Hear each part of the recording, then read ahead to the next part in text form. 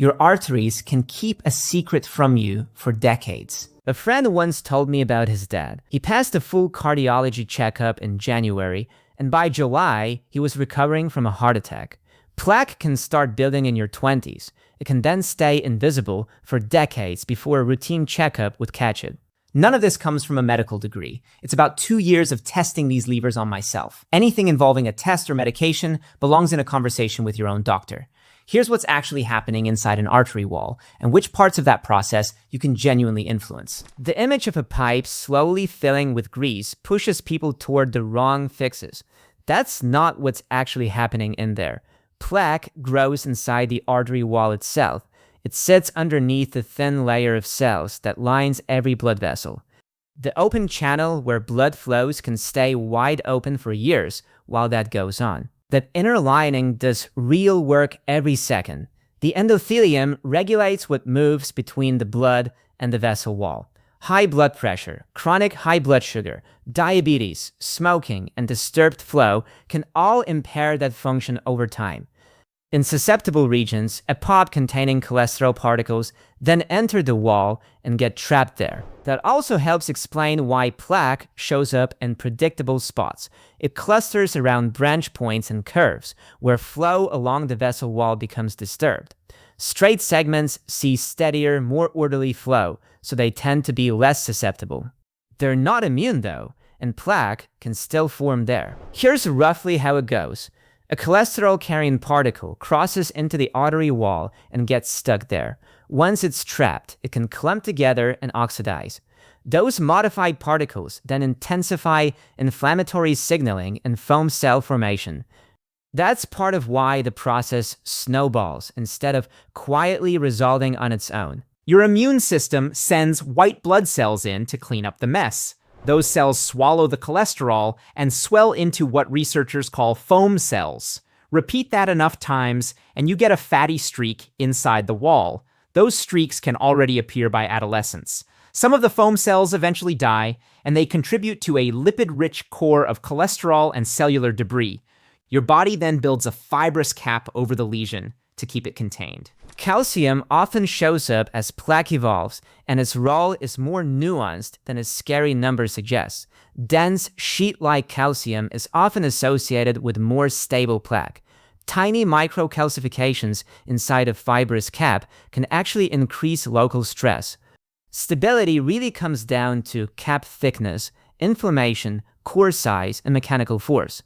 Calcium on its own tells you less than most people assume. The cap is one of the most important parts of this whole story. Thicker fibrous caps are linked to greater stability in specialized imaging, but a routine calcium scan can't measure cap thickness directly. Thin, inflamed caps sitting over lipid-rich cores are the ones most prone to rupture.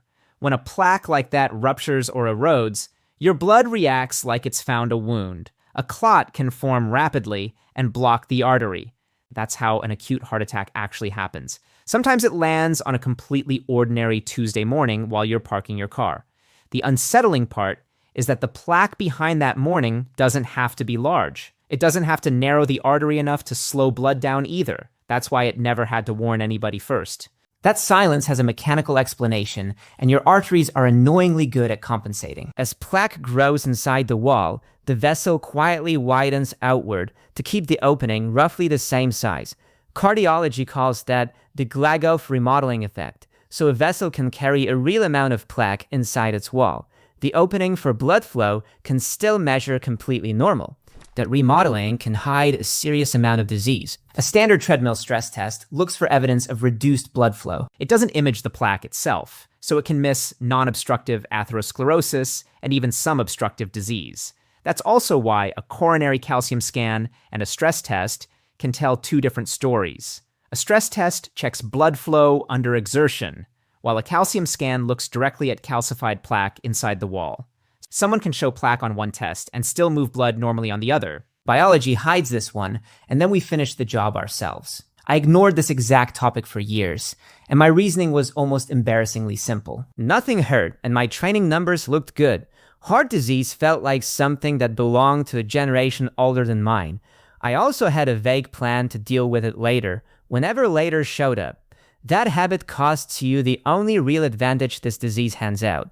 You get a long stretch of years when the process is still moving and nothing is locked in place yet. Prevention works best when it starts early. Lowering risk still matters after symptoms or an event, so no age makes this pointless. What I wanted was enough awareness that the numbers stop being a surprise later. I didn't want to turn lab reports into a weekly obsession. Numbers you can act on beat a general sense of dread every single time. That leaves one fair question, which is what actually responds when you start pulling on these levers. Some of this process moves, and some of it genuinely doesn't. Here's the honest split. You can change the rate of this process far more than you can change what's already set into the wall. What lifestyle does very well is slow the input. If fewer particles get trapped in that wall each year, the whole process decelerates. Intensive LDL lowering treatment can also shrink the non-calcified component of plaque modestly, as steroid-measured plaque changes over about 24 months, and GLAGOV measured changes over about 18 months. Those trials used prescription lipid-lowering medication, so lifestyle alone isn't what produced those numbers. Calcified plaque is generally less reversible than lipid-rich plaque. It may actually become denser as a plaque stabilizes, so a calcium score can keep rising even while your cardiovascular risk falls. No food, drink, or over-the-counter cleanse has been shown to dissolve coronary calcium. The realistic goal is slowing the process and reducing the soft component where possible.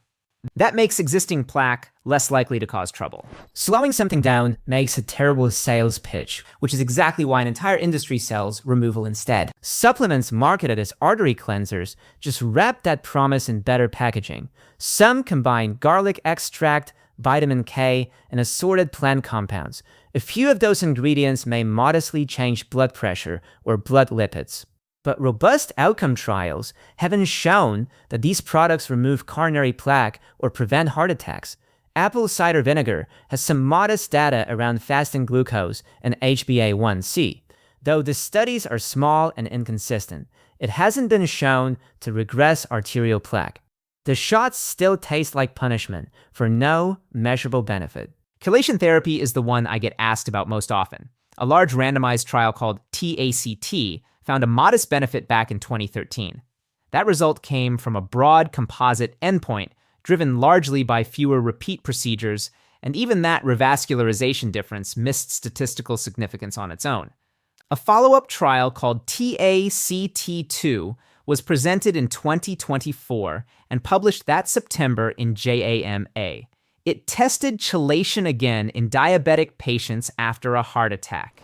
It lowered blood lead levels, but the trial was an overall null result for the primary cardiovascular endpoint. Chelation still isn't an approved treatment for heart disease, so I filed it under expensive theater and moved on. Red yeast rice and high-dose niacin get pitched as natural alternatives, and both can move blood lipids.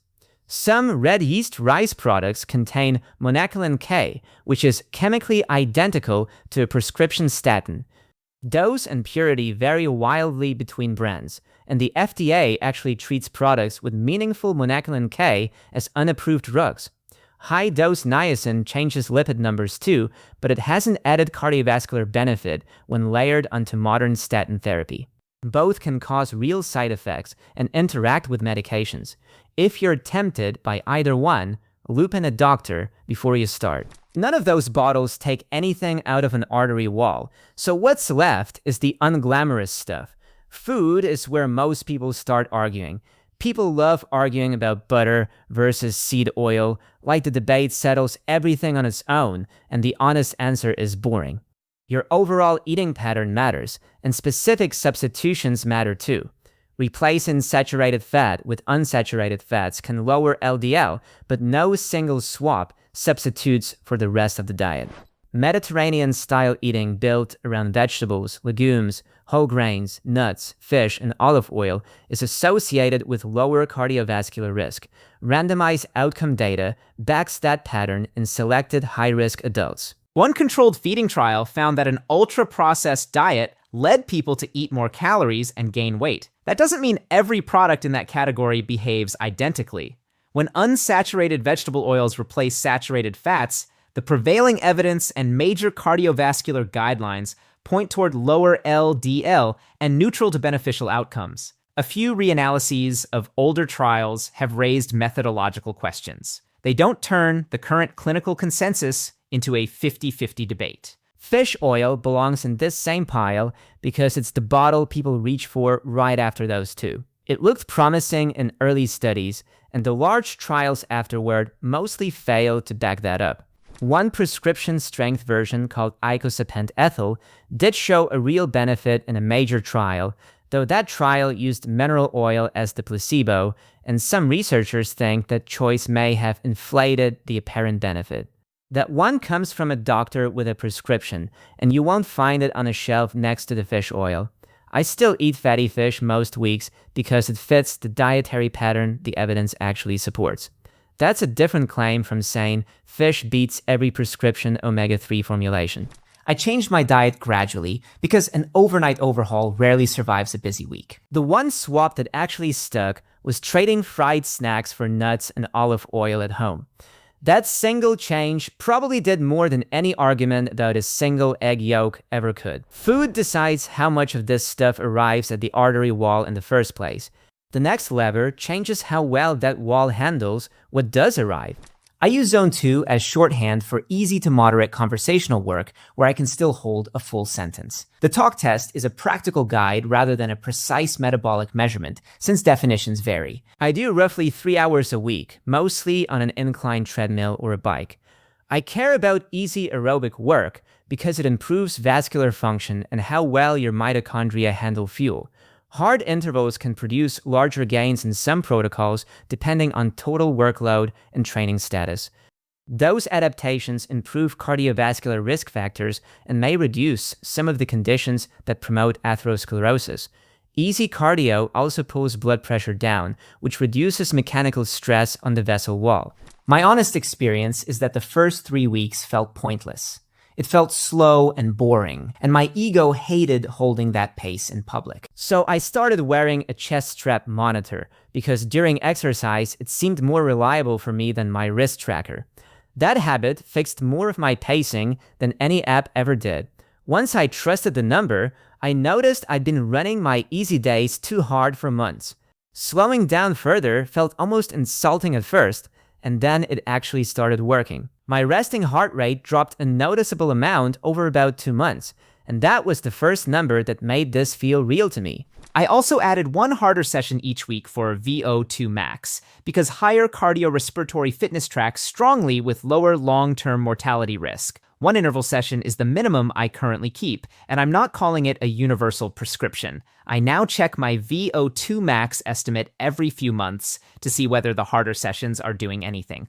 Watching that number climb slowly turned out to be the most motivating data point on this whole list. It also gives me a concrete reason to keep showing up on days I really don't feel like training. I added one more piece almost as an afterthought, and it turned out to matter more than expected.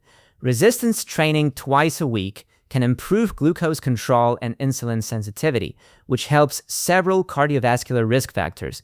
The sessions stay simple on purpose. 2 full-body strength sessions plus the cardio above make up the entire structure, and it still fits inside a normal week. Once I stopped treating cardio as a chore to survive, these hours became the one part of my week that reliably lowered how stressed I felt afterward. Training changes how my body handles fuel, and fiber changes how much cholesterol stays in circulation to begin with. Fiber is the least glamorous thing I've ever tracked, and it might be the best value on this whole list. Soluble fiber binds bile acids in your gut and carries them out with everything else. Your liver then pulls cholesterol out of circulation to build replacement bile. The observational data here is unusually consistent across large populations, though it's an association rather than a proven causal dose. Intakes around 25 to 29 grams a day are associated with meaningfully lower rates of cardiovascular disease and cardiovascular death. I measured my own intake for a week before changing anything, and I recommend that step to everyone. I was eating about 11 grams a day while genuinely believing I ate well. Fixing it turned out to be embarrassingly simple. I added lentils or beans to lunch most days, and oats plus a piece of fruit covered the rest. Ramping slowly matters more than people admit here, since jumping from 11 grams to 30 overnight will make you deeply unpopular in shared spaces. Vegetables count too, though most people find 30 grams easier to reach by combining them with legumes, fruit, whole grains, nuts, and seeds.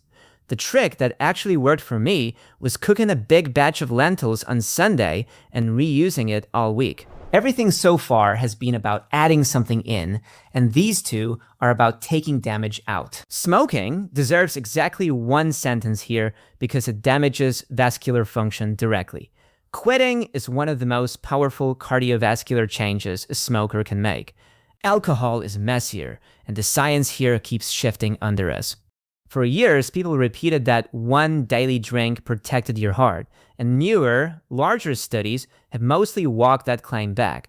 These days, I don't treat alcohol as a heart health intervention, and I skip it when I actually care about my numbers. Alcohol also wrecks sleep quality, which is the category I underrated for the longest time. I used to file sleep and stress under soft wellness advice, and that was a real mistake. A run of short nights can raise blood pressure and nudge inflammatory markers upward, though that inflammation link varies across studies. Both can worsen the cardiovascular environment in which atherosclerosis develops. Chronic stress pushes in a similar direction through sympathetic activation and stress hormones. Your arteries don't care whether the threat is a predator or a quarterly review. I stopped chasing perfect sleep scores because tracking them obsessively actually made my sleep worse. Now I protect a consistent wake time and get outside for light within an hour. For stress, I use the least fashionable tool available, a 20-minute walk without my phone, and it works better than anything I've paid for. A consistent wake time doesn't help much if your breathing keeps interrupting the night, and that's the part sleep hygiene can't fix on its own. Snoring got dismissed in my house for years as just an annoying, harmless sound. That assumption turned out to be wrong for plenty of people, including some I know personally. Sleep apnea can repeatedly lower your blood oxygen and trigger brief arousals through the night. Your body treats those events like small emergencies, driving sympathetic activation that can raise blood pressure and promote inflammation over time. It's common, and it's dramatically underdiagnosed. It can affect people who look healthy and fit, although weight, age, anatomy, and other risk factors still matter. It's also common among people with resistant hypertension, even though not every difficult blood pressure case comes from sleep apnea. Getting tested used to mean an overnight stay hooked up to wires in a strange room. Home sleep apnea tests have made this much easier for selected adults, and a clinician may be able to arrange one by mail. A negative or inconclusive home test can still require full laboratory polysomnography. A technically adequate home diagnostic usually records breathing signals as well as oxygen. It does that with some combination of a nasal sensor, effort belt, oxygen sensor, or a validated peripheral arterial tone device. A ring or finger clip by itself may be useful for screening, but it isn't automatically a complete diagnostic sleep study. Treating confirmed sleep apnea usually lowers blood pressure modestly on average, with larger effects in some people with uncontrolled hypertension or strong treatment adherence. Notice the pattern repeating here because apnea and plaque both run for years without producing one symptom you'd ever notice. That's the point where I stopped trusting how I feel and started measuring instead. This is where I changed my mind the most over the past 2 years. And each of these numbers answers a different question. ApoB answers the first one, which is how many atherogenic particles are actually circulating. A standard cholesterol panel gives you a decent picture, but ApoB can add useful detail in selected people. That's especially true when cholesterol concentration and particle number don't tell the same story. Each major atherogenic particle carries one ApoB molecule, so the ApoB concentration closely reflects the number of those particles. It can improve risk assessment when LDL cholesterol and particle number are discordant, though it doesn't replace the standard lipid profile for everyone. LPA answers a completely different question, which is what you inherited before you made a single lifestyle choice. It isn't part of a standard lipid panel, and it's largely genetic, so it usually changes very little in response to diet or training. Roughly 1 in 5 people carries an elevated level without ever knowing it, and some estimates put it closer to 1 in 4. If a parent or sibling had an early heart attack, elevated Lpa may be one inherited contributor, alongside familial hypercholesterolemia and other risk factors. Current guidelines recommend measuring Lpa at least once in adulthood. Because it's usually stable, repeat testing generally isn't necessary unless a clinician has a specific reason. A minority of studies do find some within-person variability near decision thresholds, so a borderline result can be worth a second look. If it comes back high, the practical response today is usually to manage LDL cholesterol, blood pressure, smoking, and other modifiable risks more aggressively, while Lpa-targeted outcome trials continue. Blood pressure and glucose answer the next question, which is how easily those particles get into the wall in the first place. I keep a home blood pressure log, and it's one of the clearest ways to see whether sleep, stress, and training are moving in the right direction. Fasting glucose is common in routine testing, while HbA1c may be added depending on age and risk. Persistent high blood sugar and diabetes can impair endothelial function and raise cardiovascular risk. The triglyceride to HDL ratio can offer a rough clue about insulin resistance in some populations. It isn't a diagnostic test, and its accuracy varies. Waist circumference and hs-CRP cover the background conditions driving all of it. Waist is a simple number many people never measure, and it can capture abdominal fat risk that body weight alone misses. It's still an indirect proxy rather than a direct scan of visceral fat. Visceral adipose tissue releases inflammatory and metabolic signals that raise cardiovascular risk, so a tape measure adds useful information with almost no effort. hs-CRP is a nonspecific blood marker of systemic inflammation.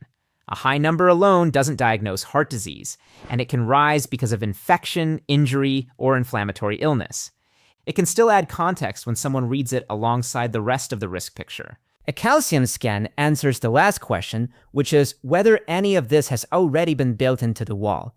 It reports something called an Eggleston score. A score of 0 often means low near-term risk, though it never means zero risk. That caveat matters most in people who smoke, have diabetes, severe hypercholesterolemia, or a strong family history of premature disease. The presence and overall burden of calcium can refine risk, but a rise in score isn't a simple treatment report card. Statins can increase plaque density while lowering cardiovascular risk, so serial calcium scans need careful interpretation. They aren't normally used as an annual progress tracker. One quirk is worth knowing here, because a calcium scan only sees calcified plaque, so a younger person carrying mostly soft plaque can still score a reassuring 0. Once you know which tests are actually worth asking for, the next question is how often to repeat them. The timing of repeat ApoB, glucose, and other metabolic tests depends on baseline risk, medication, and what you're changing. Lpa is usually measured once. A calcium scan should only be repeated after an appropriate multi-year interval, and only if the result would change management. Yearly calcium scans rarely add useful information. When a marker can reasonably respond on that time scale, I change one input and retest a few months later. That's the clearest way I know whether a habit is actually moving anything. A standard lipid panel and a blood pressure reading commonly make up much of the cardiovascular risk assessment in a routine checkup. ApoB and Lpa are separate measurements rather than components of the standard lipid panel. A calcium scan is also a separate selective decision rather than a universal screening test. A clinician can help decide whether each test is appropriate. More importantly, they can tell you whether its result would actually change what you do next. The practical version is asking sharper questions once a year instead of accepting a quiet nod and a form letter. What actually changed things for me was showing up with a short list of specific tests. Walking in with names and numbers changed the conversation immediately. I left that appointment with 2 tests I'd never have been offered otherwise: That's really the whole trick here, since nobody is going to run this list on your behalf. If you only take 4 things away from this, take these 4. First, think in terms of slowing the process. No over-the-counter cleanse or supplement has been shown to remove coronary plaque, while prescription lipid-lowering treatment can sometimes produce modest regression of the non-calcified component. That distinction alone will save you real money. Second, go get actual numbers. Ask whether ApoB would add useful information for you. Measure Lp(a) at least once in adulthood, and keep an eye on blood pressure, glucose, and waist circumference. How you feel tells you almost nothing here. Third, build the boring inputs that genuinely move risk. Work toward at least 150 minutes of moderate aerobic activity each week, or 75 minutes of vigorous activity. Add strength training on 2 days, eat enough fiber to matter, and defend a consistent sleep window. Fourth, bring all of it to someone who can order the right tests and read them properly. None of this replaces an actual clinician looking at your specific case. Plaque forms over decades, so there's a real window to change course. People with a strong genetic risk can develop it much earlier, but the trend still applies to most of us. I treat this as an ongoing experiment on the one body I get to keep. Every decision about testing or treatment still needs someone qualified reading your actual results. The next move isn't a supplement order. It's a blood draw and a conversation with someone qualified to read it. And my blood pressure and cholesterol videos cover the 2 pieces that lead into this one. Subscribe if you want the rest of this arc, and go get real numbers instead of guessing.